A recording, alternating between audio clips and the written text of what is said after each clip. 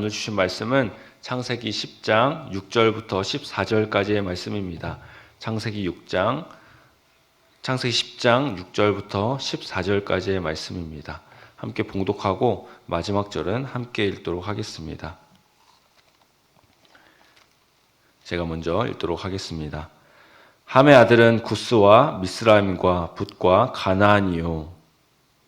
구스의 아들은 스바와 하월라와 삽다와 라마와 삽드가요. 라마의 아들은 스바와 드단이며 구스가 또 니므롯을 낳았으니 그는 세상의 첫 용사라.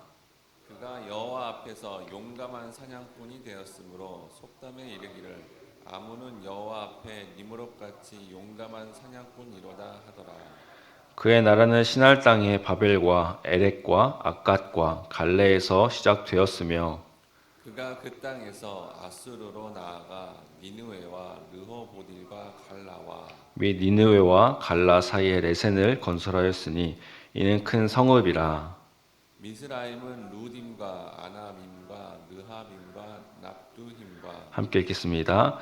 바루드심과 가슬루힘과 갑도림을 낳았더라. 가슬루힘에게서 블레셋이 나왔더라. 아멘. 새벽 예배에 오신 우리 성도님들을 환영하고 축복합니다. 예수님이 다스리시는 나라라는 제목으로 함께 말씀을 나누고자 합니다. 어제부터 노아의 아들들의 그 족보, 그래서 노아의 족보인 셈과 함과 야벳, 이 아들들의 족보에 대해서 말씀을 나누고 있습니다. 어제는 노아의 셋째인 야벳의 족보에 대해서 말씀을 나누었고, 오늘은 저주를 받았던 노아의 둘째 아들인 함의 족보에 대해서 함께 말씀을 나누고자 합니다. 특별히 함의 아들인 구스, 그리고 구스의 아들 중에서도 니므롯에 대해서 8절부터 12절까지 말씀하고 있습니다. 본문을 글로만 접근하게 된다면 니므롯에 대해서 사실은 긍정적으로 바라볼 수 있는데요. 먼저 니므롯이라는 이름의 뜻은 모반하다 혹은 힘센 영웅이라는 뜻입니다. 그는 고대 바벨론을 세웠고 니느웨 성 등을 축조한 인물이었습니다. 8절에 보면 니므롯은 세상의 첫 용사라고 말씀하고 있는데, 용사라는 뜻은 우리가 아는 것처럼 강한, 위대한 이런 뜻도 있지만 사실은 막강한 세력을 가지고 폭력으로 사람을 다스리는, 통치하는 자를 뜻합니다. 즉 세상의 첫 용사라는 뜻은요, 이전에는 자신이 가진 힘으로 폭력으로 사람을 통치한 사람이 이전에는 없었는데 폭력으로 사람을 통치했던 첫 사람이었다라는 것을 말씀하고 있는 것입니다.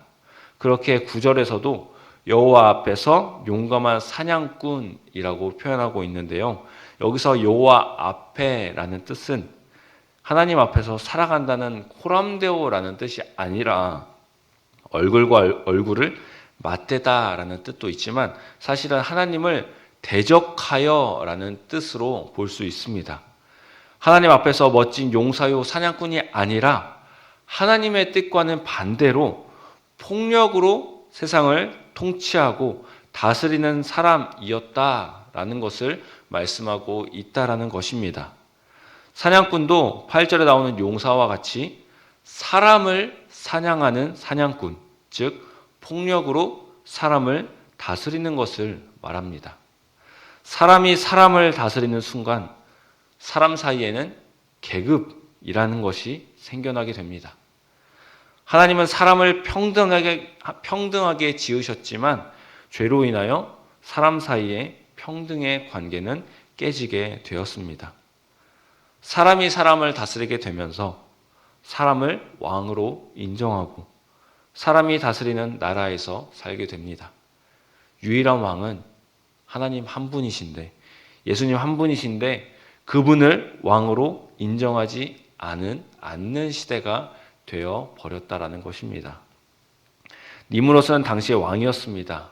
그가 얼마나 유명했는지 9절의 속담으로 표현되고 있습니다.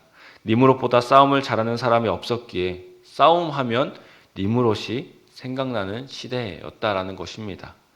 그러나 그가 잘 싸우는 것뿐이지 오히려 하나님을 대적했던 사람이었다는 것입니다.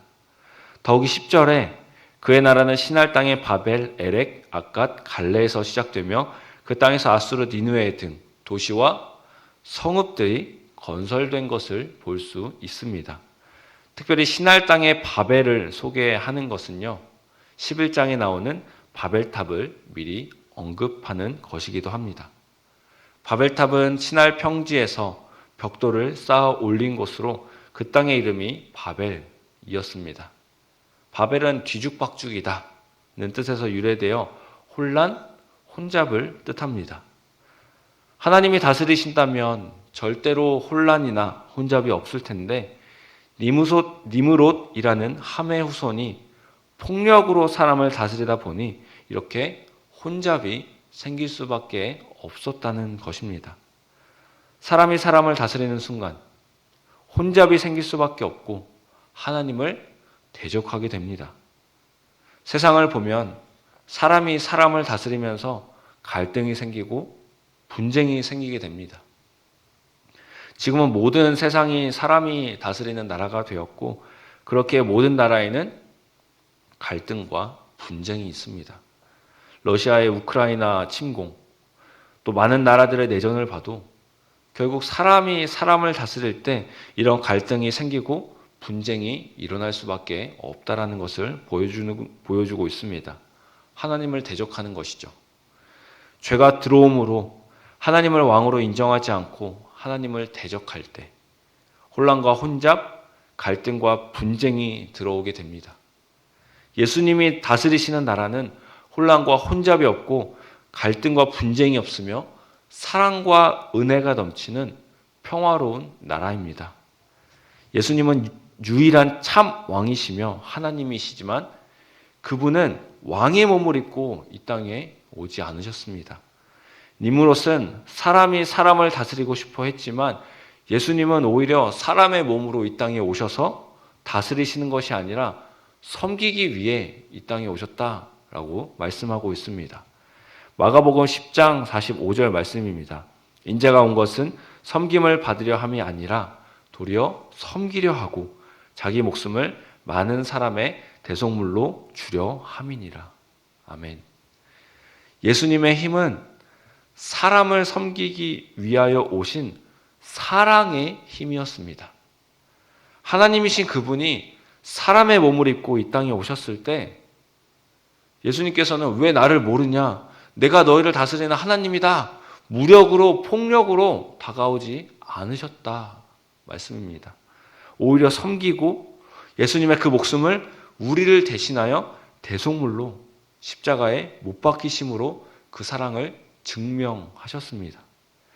왕이란 존재는 힘이 있기에 왕이 된 것이지만 예수님은 사람인 왕과 비교할 수 없는 정말 위대한 힘을 가지셨음에도 불구하고 힘으로 다스리지 않으시고 사랑으로 다가오셨습니다. 세상의 그 어떤 왕도 자신을 인정해 주지도 않는 사람들에게 먼저 다가가서 사랑을 베풀 수 있는 왕은 없습니다. 예수님이 이 땅에 오셔서 그 누구도 인정해 주지 않을 때에도 예수님은 그들을 위해서 먼저 기도하시고 그들의 발을 닦아주셨으며 오히려 예수님을 죽이는 자들을 위해서 바로 우리를 위해서 십자가에 달려 죽으셨습니다. 세상과 사람이 다스린다면 힘의 세력으로 폭력으로 다스리게 되어 혼잡, 갈등과 분쟁 속에 살아가지만 예수님이 왕이 되어주셔서 예수님이 다스리신다면 사랑으로 나아갈 수 있습니다. 우리가 잘 아는 동화 중에 햇님과 바람이라는 동화가 있습니다. 해와 바람은 누가 힘이 더 센지 서로 싸우다가 한 나그네가 지나갈 때 누가 옷을 먼저 벗기나 내기를 합니다. 바람이 먼저 자신의 힘을 다해 바람을 불게 하니 나그네는 오히려 옷을 더 강하게 붙잡습니다. 아무리 바람을 세게 불어도 오히려 옷을 움켜잡고 절대 놓치지 않다 보니 결국 바람은 포기하게 되죠. 이번에는 해가 뜨겁게 하니 더워서 누가 벗으라고 말을 하지 않아도 스스로 옷을 벗게 됩니다. 세상도 안다라는 것입니다. 힘과 폭력으로 세상을 다스리다 보면 자발적으로 나서지도 않고요. 그저 두려움 속에서 시키는 일들을 수동적으로 하게 될 것입니다. 그러나 사랑으로 다스린다면 자발적으로 나서서 그 사랑을 전달하게 됩니다. 그렇게 예수 그리스도의 사랑을 정말 맛본 자라면 그 사랑을 자기만 가질 수는 없을 것입니다. 진리를 발견했기 때문에 그 진리를 이웃에게 전달하는 전달자가 될 수 있는 것입니다. 사람이 사람을 다스리는 곳은 폭력적이며 반란이 일어나고 내란이 일어나게 됩니다. 누군가를 밟아야만 올라갈 수 있고 누군가를 이겨야만 위로 향할 수 있는 곳이 사람이 사람을 다스리는 곳입니다. 그곳에는 사랑보다 권력의 힘, 폭력의 힘으로 더 높은 자리에 올라가려 하고 사람을 다스림으로 계급을 만들고 자신 더욱 편하게 살고 남들을 시키는 그런 세력을 만들게 됩니다. 안타깝게도 지금 이 세상이 그런 세상이 되어버렸습니다. 오늘 본문 니므롯에서 시작된 사람이 사람을 다스리는 시대가 지금까지도 이어지고 있기에 죄악된 세상은 누군가를 다스려야만 성공하는 시대가 되어버렸습니다. 하지만 예수님은 다스리려고 왕으로 섬김을 받으려고 이 땅에 오지 않으셨고 죄인을 섬기기 위하여 죄인된 우리를 구원하시기 위하여 사람의 몸을 입고 이 땅에 오셨습니다. 예수님이 사람을 다스리실 때 그곳에 사랑이 넘치며 참된 화평을 이룰 수 있습니다. 우리는 사람의 다스림 속에 살아가는 사람들이 아닙니다. 우리의 왕은 오직 우리를 위하여 십자가에 죽으시고 부활하신 우리를 구원하신 예수님이십니다. 그분이 우리를 위하여 이 땅에 오심으로 우리 대신 채찍에 맞으시고 피 흘려 죽으셨습니다. 사랑으로 우리를 다스리시는 유일한 구원자는 오직 예수님 한 분이십니다. 니므롯처럼 사람이 사람을 다스리는 시대를 우리는 살아가고 있지만 유일한 진리이신 예수님, 그분의 길을 따르며 그분의 다스리심 가운데 거하는 우리 모두가 되면 좋겠습니다.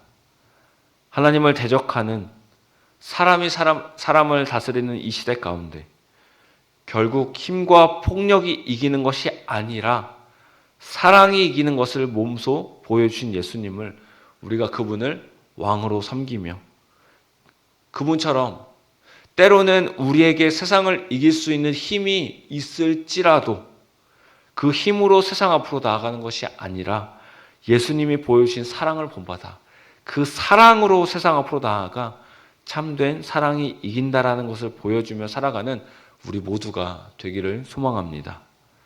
사람이 사람을 다스릴 때 악의 군원이 되며 갈등이 넘쳐나겠지만 예수님이 왕이 되어주신다면 구원의 길로 인도하시는 사랑이 이 땅 가운데 넘쳐나게 될 것입니다. 예수님은 사람의 몸을 입고 이 땅에 오셔서 3년 동안 이 땅에서 사랑을 가르치셨습니다. 제자들에게도 강조한 것이 바로 사랑이었습니다. 니므롯처럼 파괴적인 힘과 폭력으로는 절대 가질 수 없는 그 사랑으로 예수님은 인류를 구원하셨고 사람에게서는 절대 볼 수 없는 완전하고 끊을 수 없는 사랑을 나타내셨습니다. 이제는 우리도 그 사랑으로 나아가야 합니다. 힘과 능력으로 나아가는 것이 아니라 하나님의 영으로 사랑의 성령으로 나아가야 합니다. 스가랴 4장 6절에 이렇게 말씀합니다. 만군의 여호와께서 말씀하시되 이는 힘으로 되지 아니하며 능력으로 되지 아니하고 오직 나의 영으로 되느니라. 아멘. 사람의 힘과 능력으로는 절대 사랑을 이길 수 없고 그저 혼란과 혼잡, 갈등만 생길 뿐입니다. 이미 그런 세상이지만 우리는 세상 속에서 세상의 다스림이 아닌 사랑의 예수님의 다스림 속에 살아가기에 진리의 사랑을 나타내며 살아가야 합니다. 사랑만이 파괴적이고 폭력적인 세상에서 유일하게 이길 수 있기 때문입니다. 니므롯처럼 사람이 사람을 다스릴 때에는 파괴와 폭력이 넘치지만 예수님이 다스리신다면 사랑만 넘쳐나게 될 것입니다. 예수님이 다스리시는 세상에서 예수님을 왕으로 섬기는 저와 우리 성도님들 모두가 되시기를 소망합니다. 제가 기도하겠습니다. 우리를 사랑하셔서 하나님이신 그분이 직접 사람의 몸을 입고 이 땅에 오심으로 십자가에서 우리 대신 죽어주심으로 우리를 구원해 주시니 감사합니다.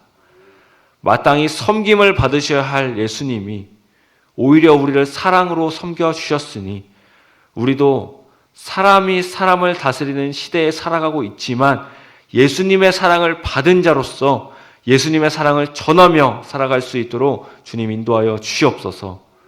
예수님이 다스리시는 나라가 바로 이 땅에 임함으로 예수님을 왕으로 인정하고 고백하며 그분만이 우리의 구원자이심을 찬양하게 하여 주시옵소서. 그런 삶을 그리스도인인 우리가 먼저 살아가게 하시고 주님이 가르쳐 주신 사랑으로 살아감으로 파괴적인 힘과 폭력이 다스리는 이 세상 가운데 사랑이 이기는 것을 보게 하여 주시옵소서. 사랑으로 살아가는 오늘 하루가 될 수 있도록 주님 인도하여 주시옵소서. 감사드리며 예수님의 이름으로 기도드립니다. 아멘.